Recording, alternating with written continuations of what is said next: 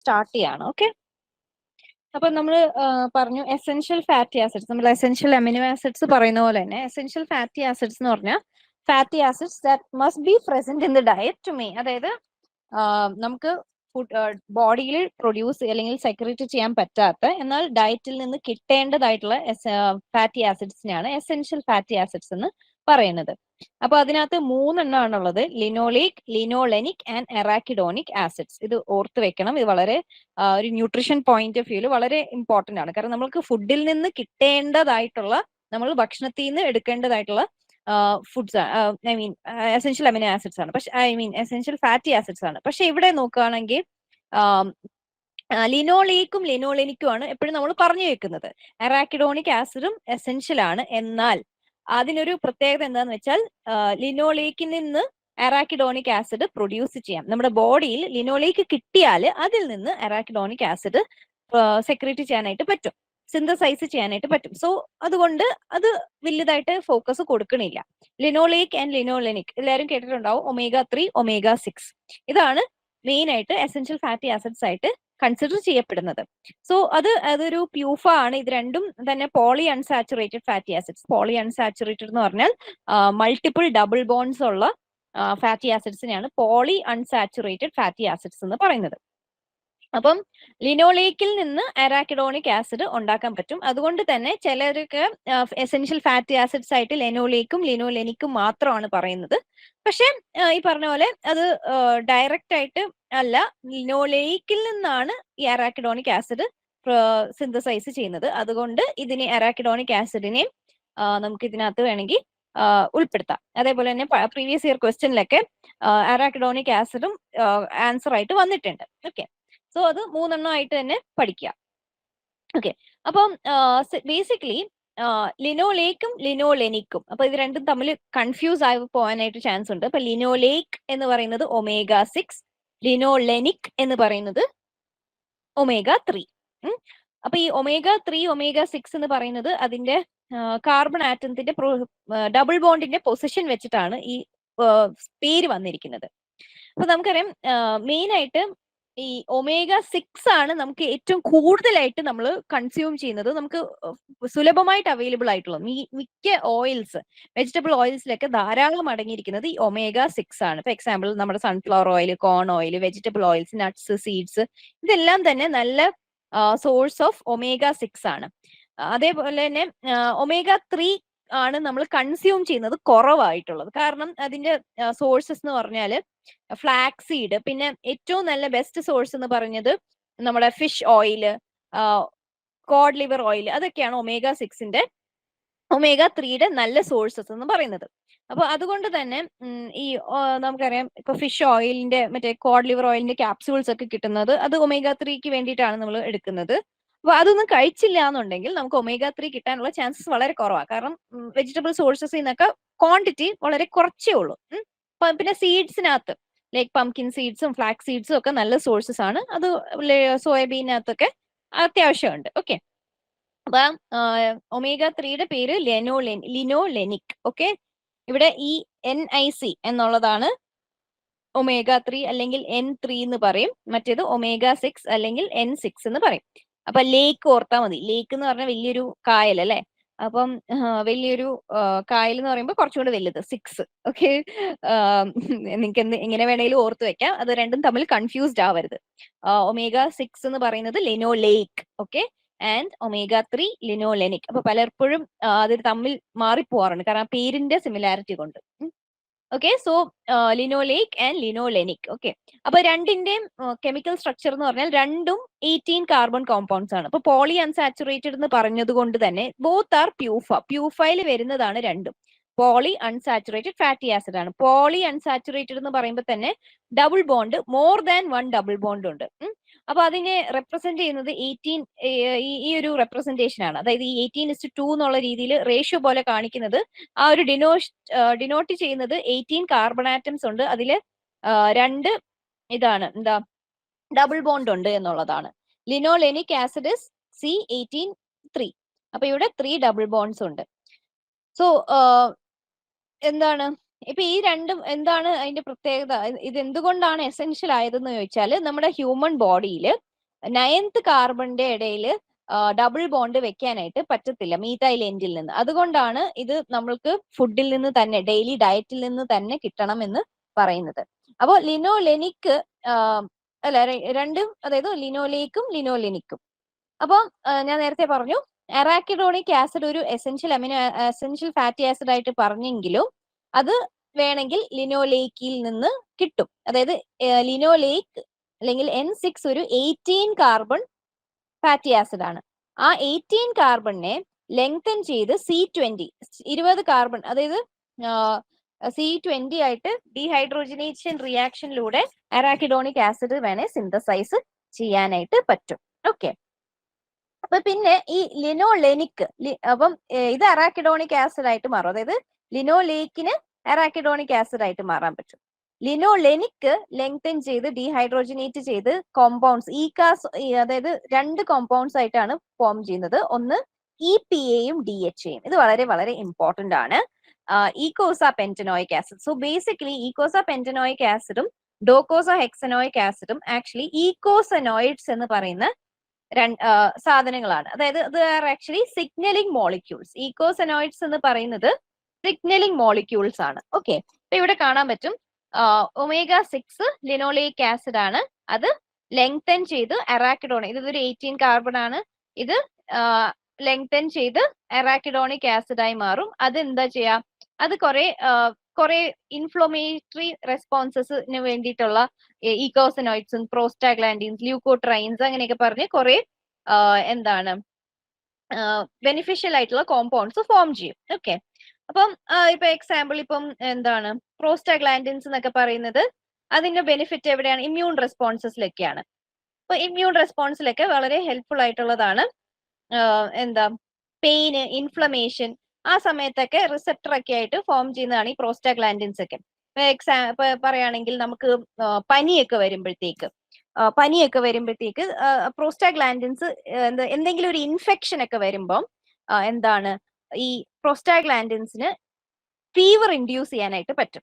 അപ്പൊ body temperature ഒക്കെ കൂട്ടാനും അങ്ങനെയൊക്കെ വരും. അപ്പൊ അതിന്റെ അർത്ഥം നമ്മുടെ ബോഡിക്ക് ഒരു സിഗ്നൽ ചെയ്യാണ്, അല്ലെ? ഫോർ എക്സാമ്പിൾ നമ്മുടെ പനി പലപ്പോഴും ഒരു സിംറ്റം ആണ്, വലിയ ഒരു ഇൻഫെക്ഷന്റെ ഒരു മാർക്കർ അല്ലെങ്കിൽ ഒരു സിഗ്നൽ പോലെയാണ്. ഫോർ എക്സാമ്പിൾ നമുക്കിപ്പോ ഒരു ഫുഡ് പോയിസൺ വന്നു, അല്ലെ, അങ്ങനെ എന്തെങ്കിലും ഒരു അസുഖം വരുമ്പോഴത്തേക്ക് നമുക്ക് സാധാരണ പനി വരാറുണ്ട്. അപ്പം അത് ഈ പറഞ്ഞ ഈക്കോസനോയിഡ്, ഈ പ്രോസ്റ്റാഗ്ലാൻഡിൻസിനൊക്കെ ഒരു പങ്കുണ്ട്. അതായത് ഈ പ്രോസ്റ്റാഗ്ലാൻഡിൻസ് പറയും, അതായത് ഇവിടെ എന്തോ ഒരു പ്രോബ്ലം ഉണ്ട്, അപ്പം ഒരു സിഗ്നലിംഗ് മോളിക്യൂൾ ആയിട്ടാണ് അത് പ്രവർത്തിക്കുന്നത്. Okay, they play a unique role in innate immune response. Immune റെസ്പോൺസസിന് വേണ്ടി ഹെൽപ്പ് ചെയ്യുന്നതാണ് പ്രോസ്റ്റാഗ്ലാൻഡിൻസ്, ല്യൂക്കോട്രൈൻസ് ഒക്കെ. അപ്പൊ അതെന്തെങ്കിലും ഇമ്മ്യൂൺ ബാക്ടീരിയൽ ഇൻവേഡേഴ്സോ എന്തെങ്കിലും ഇൻഫെക്ഷൻ ഒക്കെ വരുമ്പോഴത്തേക്ക് അതിനെ സിഗ്നൽ ചെയ്യാനായിട്ട് ഹെൽപ്പ് ചെയ്യുന്നു. അതാണ് നമ്മുടെ ഈക്കോസനോയിഡ്സ്. ഇവിടെ ഈ omega-6 നിന്നുള്ളത്. omega-3 നിന്നുള്ള EPA DHA എന്ന് പറയുന്നത് എവിടെയാണ് കേട്ടിട്ടുള്ളത്? EPA DHA എവിടെയെങ്കിലും കേട്ടതായിട്ട് അറിയോ? ഞാൻ പറഞ്ഞ ഒരു വളരെ കോമൺ ആയിട്ട് നമ്മൾ ഇപ്പൊ ടിവിയിലൊക്കെ കാണുന്ന ഒരു സാധനം EPA അല്ലെങ്കിൽ DHA. ജൂനിയർ ഹോർലിക്സിന്റെ പരസ്യത്തിൽ. അത് തന്നെ ജൂനിയർ ഹോർലിക്സിന്റെ പരസ്യത്തിലാണ്, അല്ലെങ്കിൽ ഈ പിള്ളേരുമായിട്ട് റിലേറ്റഡ് ആയിട്ടുള്ള ന്യൂട്രിയൻസിന്റെ പരസ്യത്തിൽ DHA നിങ്ങൾക്ക് കുട്ടികൾക്ക് കൊടുക്കൂ ബുദ്ധി വളരാൻ എന്ന് പറഞ്ഞ് പരസ്യം ചെയ്യുന്ന സാധനമാണ് ഈ ഡോക്കോസ ഹെക്സനോയിക് ആസിഡ് എന്ന് പറയുന്ന DHA. അപ്പം അതിന്റെ ഇതായിട്ടുള്ള, അപ്പം നമുക്ക് ആ പരസ്യത്തിൽ നിന്ന് തന്നെ ഒരു ഇൻഫർമേഷൻ ഉണ്ട്, അല്ലെ? അതായത് എന്താണ് അതിന്റെ ബ്രെയിനിന്റെ ഡെവലപ്മെന്റിന് ഹെൽപ്പ് ചെയ്യുന്ന ഒരു സാധനമാണ്. അപ്പം omega-3 ആക്ച്വലി കുഞ്ഞു കുട്ടികൾക്ക് എന്താണ് വളരെ വളരെ ഹെൽപ്ഫുൾ ആണ്, because crucial for brain development. ഈ ഡോക്കോസ ഹെക്സനോയിക് ആസിഡും അതെ, EPAയും അതെ. EPA and DHA actually very very important four brain development. ആ ഒരു പ്രീ സ്കൂൾ ചിൽഡ്രന്റെ ആ ഒരു ജൂനിയർ ഹോർലിക്സിന്റെ പരസ്യം തന്നെ അവർ ഫോക്കസ് ചെയ്യുന്നതാണല്ലോ കുഞ്ഞു കുട്ടികളിൽ. അതായത് ഒരു 6 വയസ്സ് 7 വയസ്സ് പ്രായത്തിലാകുമ്പോഴത്തേക്ക് നമ്മുടെ ബ്രെയിൻ ഡെവലപ്മെന്റ് കംപ്ലീറ്റ്ലി ഒരുവിധം 90% കംപ്ലീറ്റ് ആവും. അപ്പൊ അതിന് ആ ഒരു മുമ്പ് തന്നെ നമുക്ക് ഈ പറയുന്ന EPA DHA ഒക്കെ അടങ്ങിയിരിക്കുന്ന omega-3 ഫാറ്റി ആസിഡ്സ് അടങ്ങിയിരിക്കുന്ന ഭക്ഷണങ്ങൾ ധാരാളം കുട്ടികളിൽ കൊടുക്കണം.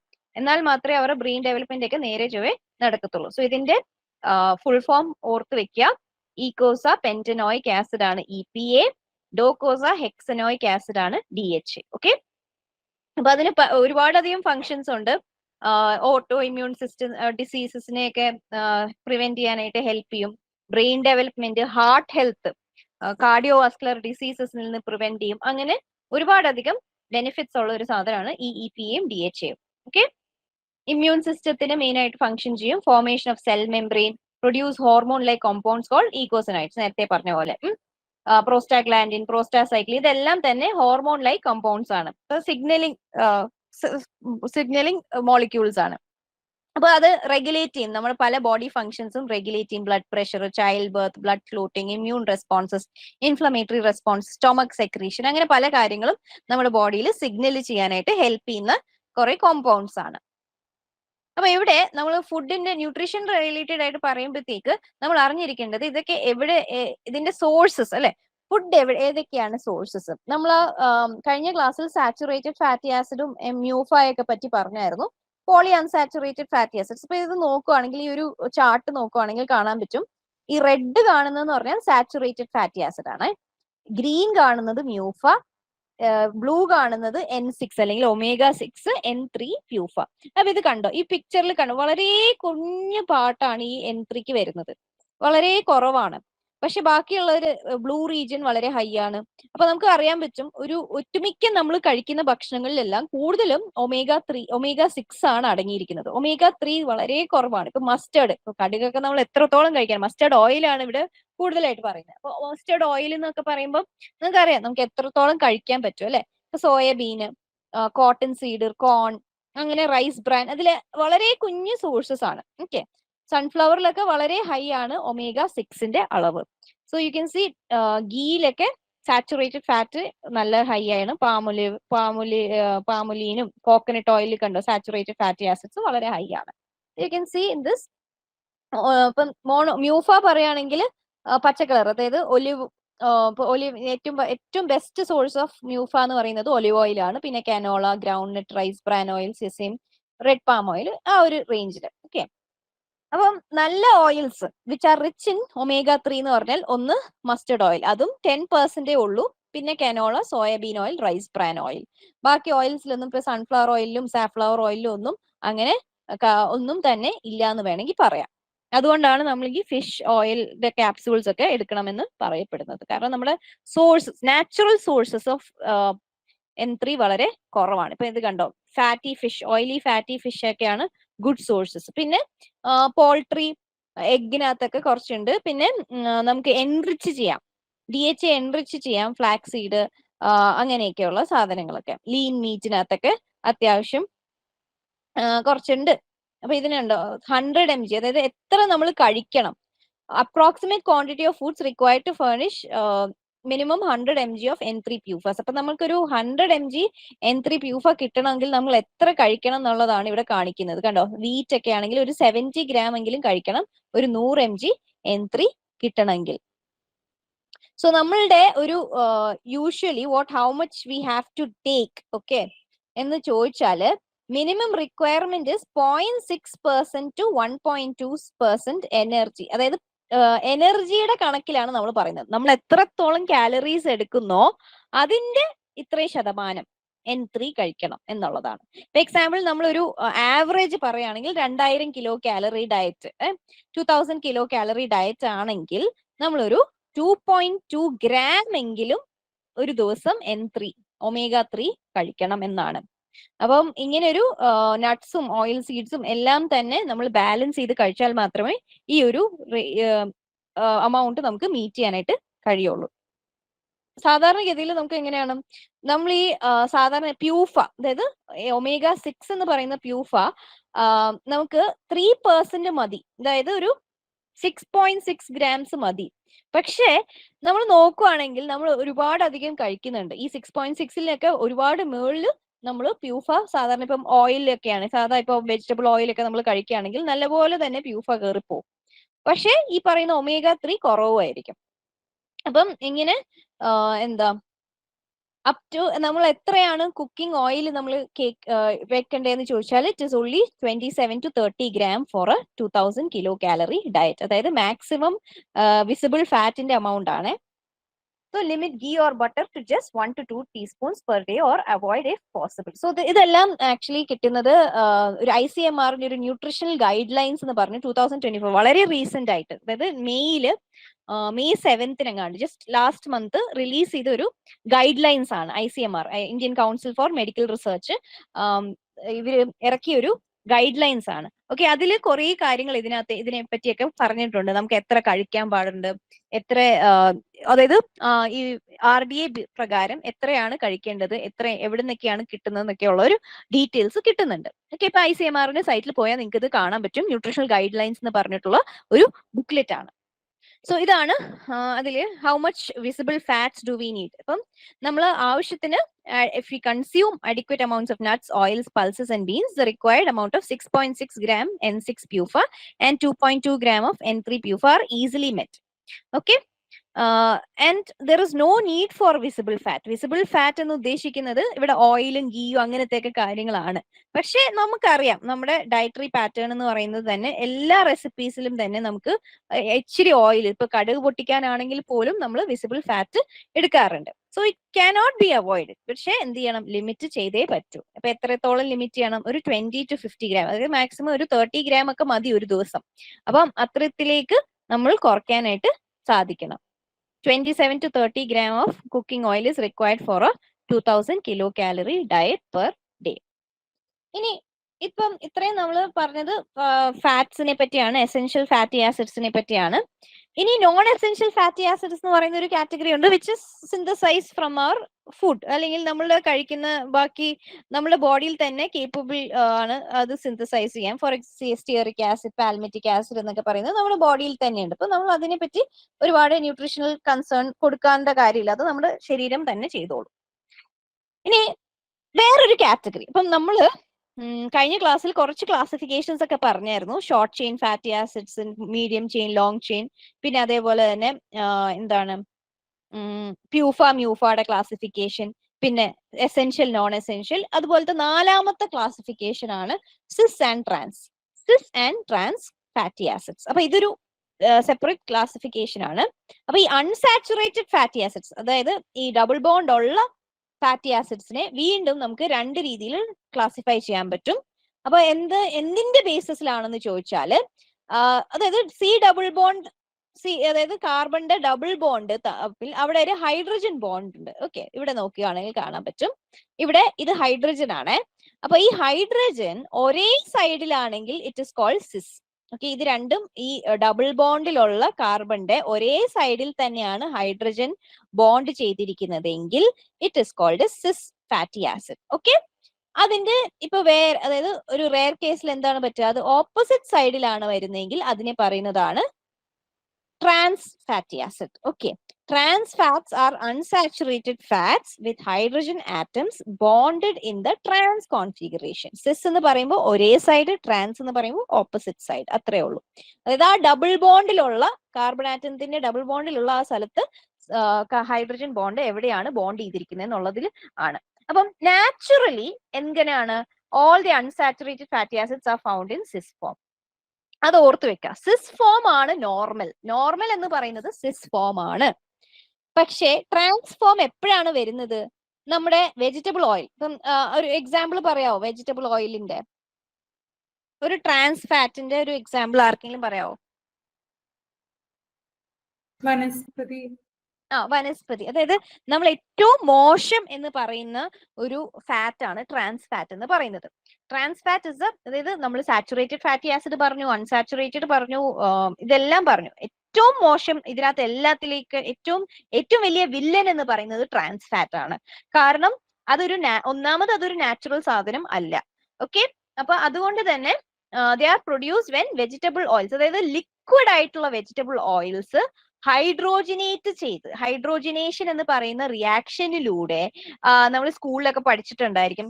Hydrogenation reaction with the help of nickel catalyst എന്നൊക്കെ പറഞ്ഞു. അതായത് വെജിറ്റബിൾ ഒരു ലിക്വിഡ് ആയിട്ടുള്ള ഒരു സാധനത്തിനെ അതിന് സോളിഡ് ആക്കുകയാണ് ചെയ്യുന്നത്. ഓക്കെ, അപ്പൊ അത് വെജിറ്റബിൾ വനസ്പതി ആയിട്ട് മാറ്റുന്നു. ഓക്കെ, അപ്പൊ അത് നമുക്കറിയാം. ഇപ്പൊ വെജിറ്റബിൾ ഓയിൽ എന്ന് പറയുന്നത് കംപ്ലീറ്റ്ലി ലിക്വിഡ് ആണ്. വനസ്പതി എന്ന് പറയുന്നത് ഒരു ഏതാണ്ട് ഒരു നെയ്യുടെ ഒക്കെ കൺസിസ്റ്റൻസി വരും. അപ്പൊ അതിനെ ആ ഒരു കൺസിസ്റ്റൻസിയിലാക്കുമ്പോൾ സംഭവിക്കുന്നതാണ് ഈ ട്രാൻസ് ഫാറ്റി ആസിഡ് ആയിട്ട് മാറും.